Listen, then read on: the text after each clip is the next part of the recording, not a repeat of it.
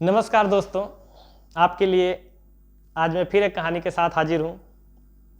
और ये कहानी सुनाने से पहले मैं बता दूँ कि अक्सर हम लोग क्या होता है, जब कोई हमसे कोई चीज़ मांगता है तो हम लोग बहुत आगे पीछे सोचते हैं कि क्या होगा, कैसे होगा। मान लीजिए कोई भिखारी आ गया तो बहुत सारी चीज़ें हमारे मन में आती हैं। कहानी कुछ ऐसी है, हो सकता है ये कहानी सुन के आपके जीवन में भी कुछ बदलाव आए, क्योंकि मेरा उद्देश्य है कहानी के माध्यम से आपके जीवन में कुछ बदलाव लाना।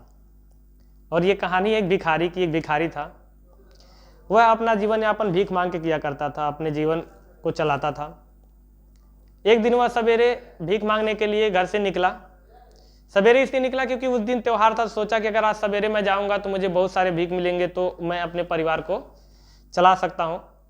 और यही चल के निकल रहा था तो उसने क्या किया, अपना झोला उठाया और झोले में कुछ चावल डाल लिए। चावल डालने का मतलब ये था कि हम लोग क्या करते हैं, अक्सर देखते हैं कि सामने वाला उस भिखारी को कुछ दिया है कि नहीं दिया। अगर उस भिखारी को कुछ दिया है तो हम भी देते हैं, और नहीं दिया तो सोचते हैं अगर वो नहीं दिया तो हम क्यों दें।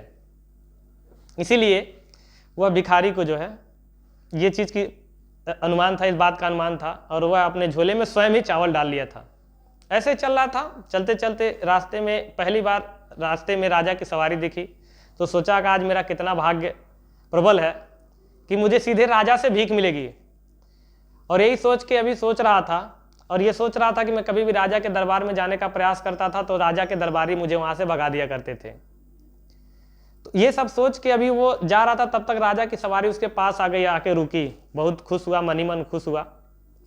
लेकिन होना क्या था, होना कुछ और था। राजा खुद उस भिखारी से भीख मांगने के लिए उतर गया।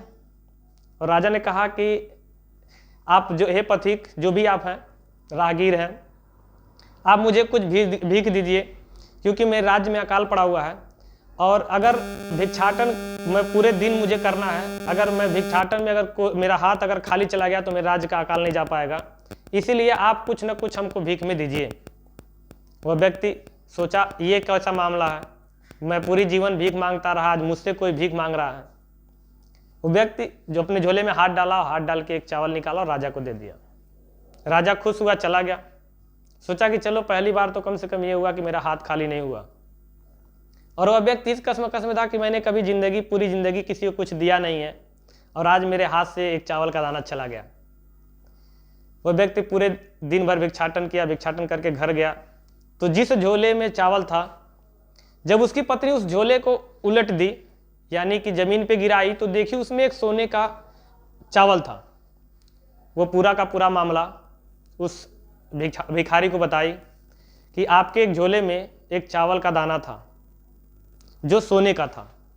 वो भिखारी समझ गया कि हमने जो गलती की है उसी का परिणाम है। अगर मैं पूरे हाथ से उठा के अगर इस चीज़ को मैं देता तो शायद आज पूरा का पूरा मेरा झोला, मैं जितना देता उतना मुझे सोना उसके बदले मिल जाता। पछताने लगा। फिर सोचा अब क्या करूं, तो उसने उस घटना ने उसके पूरे जीवन को बदल दिया। और वो व्यक्ति अपना काम धाम करने लगा, यानी कि अपना रोजगार करने लगा, और पूरे जीवन भर भिक्षाटन यानी कि भीख न मांगने की कसम खाई और लोगों को दान देने लगा।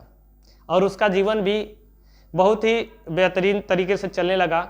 और जहाँ लोग उसको भिखारी के नाम से जानते थे, वही उसको दानी के नाम से जानते हैं। दोस्तों, मेरे इस कहानी का मतलब यही है कि अक्सर हम लोग भी अगर किसी को अगर कोई बात करनी होती है, कोई चीज़, चाहे वो जरूरी नहीं है कि वो पैसा हो, धनी हो, चाहे वो ज्ञान की बात हो, चाहे कोई सलाह हो, चाहे कोई ऐसी चीज़ें जो किसी का भला कर सकती हैं, हम देने में अक्सर हिचकते हैं। मैं उम्मीद करता हूँ कि आगे से आप चीज़ ये जरूर सोचेंगे कि अगर हम किसी को डोनेट करते हैं, किसी को दान देते हैं, तो उस दान का बदला हमें भी कुछ ना कुछ ऊपर वाला देता है। अगर आपको कहानी अच्छी लगी हो तो कहानी शेयर करिए, लाइक करिए, सब्सक्राइब करिए, और मिलते हैं नई कहानी के साथ। इसी के साथ जय हिंद, जय भारत।